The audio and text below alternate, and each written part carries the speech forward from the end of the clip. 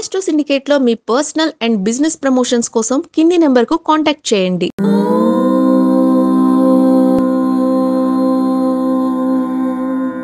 ఓం శ్రీ గురుభ్యో నమః. హరి ఓం. ఆపదామపహర్తారం దాతారం సర్వసంపదాం లోకాభిరామం శ్రీరామం భూయో భూయో నమామ్యహం. అందరికీ నమస్కారం. మనకి 29వ తేదీ 30వ తేదీ షష్టగ్రహ కూటమి వల్ల కొన్ని రాసుల వారికి ఇబ్బంది అనే విషయాన్ని దండోరా వేశారు. అది జనాల్లోకి ఏమవుతుందో అనేటువంటి భ్రమలో ఉన్నారు. కొంతమంది బ్రాహ్మణోత్తములు కూడా నాకు ఫోన్ చేసి, అన్నయ్య గారండి, గురువు గారండి, మరి ఇలా ఉందట కదండి, దానికోసం పరిహారం ఏం చేయాలండి? నాకు తెలిసిన వాళ్ళు చాలామంది మీనరాశి వాళ్ళు ఉన్నారండి, మేషరాశి వారికి ఉన్నారండి, మరి వారికి ఏమైనా పరిహారాలు కావాలండి, ఏం చేయమంటారు అని అడుగుతున్నారు. సరే, షష్టగ్రహ కూటమి యొక్క ప్రభావం ఉంది కాబట్టి అందులోకి ఎవరో దుర్మార్గుడు, నీచ నికృష్టుడు, మీనరాశి వారు చచ్చిపోతారు అన్నటువంటి విషయాన్ని చెప్పి భయపెట్టిన వాళ్ళు కూడా ఉన్నారు. సో కాబట్టి ఇప్పుడు నేను చెప్పబోయేది ఏంటంటే, ఈ యొక్క షష్టగ్రహ కూటమి యొక్క ప్రభావం చేత కుంభమీన మేషరాశుల వారికి, సింహరాశి వారికి ప్రమాదం ఎక్కువ ఎక్కువ ఎక్కువ ఎక్కువ ఎక్కువ అని చెప్తున్నారు కదా. అటువంటి ఎక్కువ ఎక్కువ ఎక్కువ ఎక్కువ నుంచి మనం తగ్గించుకోవచ్చు. ఏమిటండి గురుగారు మీరు కూడా వెటకారంగా చెప్తున్నారంటే, ఇప్పుడు ఒక మంచి వీడియో చేశాను అనుకోండి, 3000 మంది చూస్తున్నారు. చెడ్డవాడు, పనికిమాలిన వెధవలు చెప్పినటువంటి అవసరం లేని భయపెట్టినటువంటి విషయాన్ని, ఈ 4 రాసుల వారు చచ్చిపోతారు, మీరు శ్మశానంలో పడుకుంటారు అని చెప్పగానే ఆ వీడియోని తీసుకెళ్ళి 1,00,000 మంది చూస్తున్నారు. అప్పుడు నా కోపం రాదా? అంటే మరి ఒక మంచి విషయాన్ని చెప్పినప్పుడు 10 మందితో షేర్ చేసుకున్నటువంటి జ్ఞానం మనకైనా ఉండాలి కదా.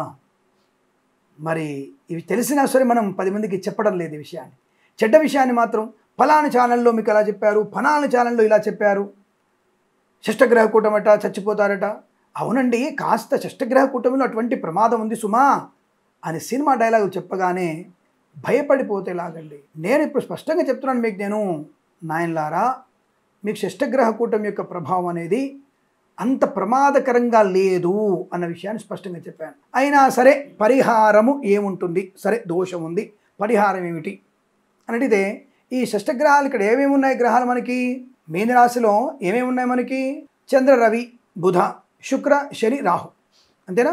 చంద్రుడికి ధాన్యము దానం అంటే ఒడ్డు దానం చేయండి. చంద్రుడి యొక్క శ్లోకాన్ని చదువుకోండి, సరిపోతుంది.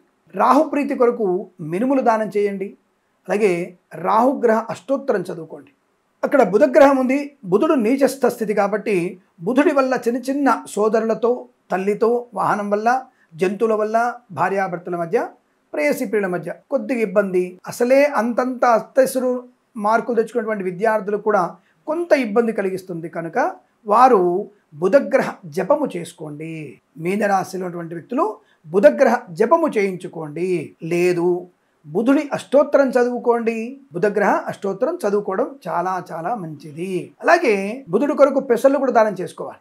బుధ అష్టోత్తరం చదువుకోవాలి. బుధుడి ప్రీతి కొరకు పెసలు దానం చేసుకోవాలి. శుక్రగ్రహ ప్రీతి కొరకు మనం అలసందలు అంటే బొబ్బర్లు, రాజమాష ధాన్యం మనం దానం ఇవ్వాలి. కాబట్టి అటువంటి ధాన్యం ఇచ్చుకోవడం. తర్వాత మనకి రవి భగవానుడు ఉన్నాడు, గోధుమలు దానం ఇవ్వండి. రవిగ్రహ అష్టోత్తరం చదువుకోండి. షష్టగ్రహ కూటంలో 6 గ్రహాలు ఉన్నాయిగా. చంద్రుడు చంద్రగ్రహ అష్టోత్తరం, రవి రవిగ్రహ అష్టోత్తరం, బుధుడు బుధగ్రహ అష్టోత్తరం, శుక్రుడు శుక్రగ్రహ అష్టోత్తరం, రాహు రాహుగ్రహ అష్టోత్తరం, శనీశ్వరుడు శనీశ్వరుడి అష్టోత్తరం. ఈ మీనరాశి వారు, కుంభమీన మేష సింహరాశి వారు నలుగురు కూడా ఈ అష్టోత్తరాలు చదువుకోండి. చదువుకొని తప్పకుండా నవగ్రహ దేవాలయానికి ఏ రోజు? 29వ తేదీ, 30వ తేదీ, 31వ తేదీ కూడా, ఈ 3 రోజులు దయచేసి మీరందరూ కూడా నవగ్రహ దేవాలయ ప్రదక్షిణ 11 సార్లు చేస్తే చాలు. ఖచ్చితంగా చెప్తున్నాను మీకు నేను. దయచేసి అందరూ కూడా పెట్టుకోండి. 6 గ్రహాలతో ఇబ్బంది పడుతున్న వారందరూ కూడా దయచేసి 29, 30, 31వ తేదీ 3 రోజులు కూడా షష్టగ్రహ కూటమి వల్ల ఇబ్బంది పడుతున్నారు మీరు అని చెప్పేటువంటి పండితుల మాట విన్నవారు 29, 30, 31 3 రోజులు నవగ్రహ దేవాలయ ప్రదక్షిణ ఆ షష్టగ్రహాలు ఉన్నటువంటి రాశుల యొక్క ఆ గ్రహాల యొక్క అష్టోత్తరం చదువుకోండి, అన్ని శుభ పరిణామాలు కలుగు. అలాగే షష్టగ్రహ కూటమితో బాధపడుతున్న వారు కూడా ఒక చిన్న పని చేయండి. ఈ యొక్క ఇతరులు చెప్పిన భయపెట్టినటువంటి మాటల వల్ల మనం భయపడిపోకుండా ఉండడానికి తప్పకుండా మీరు హనుమాన్ దేవాలయంలో హనుమంతుడికి ప్రదక్షిణ చేసుకున్న తర్వాత ఎక్కడైనా హనుమాన్ టెంపుల్లో దేవాలయంలో మీకు అశ్వత్థ వృక్షం ఉంటుంది, అంటే రావి చెట్టు. ఆ రావి చెట్టు చుట్టూ కూడా ఒక 11 సార్లు ప్రదక్షిణ చేయండి. షష్టగ్రహ కూటమితో ఇబ్బంది పడుతున్న వారు ఆంజనేయ స్వామి ప్రదక్షిణ మరియు ఈ యొక్క అశ్వత్థనారాయణ రావి వృక్షం యొక్క ప్రదక్షిణ చేసిన వారికి ఈ షష్టగ్రహ కూటమి యొక్క దోషము నివారించబడుతుంది. కాబట్టి మీకు ఎటువంటి ఇబ్బంది లేదు అన్న విషయాన్ని గుర్తుంచుకొని ప్రశాంతంగా ఉండే ప్రయత్నాన్ని చేయాలి తప్ప కంగారు పడేటువంటి ప్రయత్నం చేయకూడదు అన్న విషయం గుర్తుపెట్టుకోండి. తప్పనిసరిగా ఈసారి సింహరాశి వారు ఇల్లు కొనడం ఖాయం, మీనరాశి వారికి పెళ్ళి అవ్వడం ఖాయం, కుంభరాశి వారికి సంతానయోగం వివాహయోగం, మేషరాశి వారికి సంతానయోగం ఉద్యోగ లాభం, ఆకస్మిక ధన ప్రాప్తి ఇది ఖచ్చితంగా ఉంటుంది. నా మాట మాత్రమే నిజం. మరి ఇటువంటి షష్టగ్రహ కూటమి వల్ల నాశనం అయిపోయేటువంటి విషయం చెప్తున్న వారికన్నా నేను చెప్పింది వినడం వల్ల మీకు ప్రయోజనం బలంగా ఉంటుంది. ఈ విషయాలు గుర్తుపెట్టుకొని ప్రశాంతంగా ఉండండి. ఇటువంటి పరిహారాలు చేసుకొని ఇంకా ప్రశాంతంగా ఉండండి.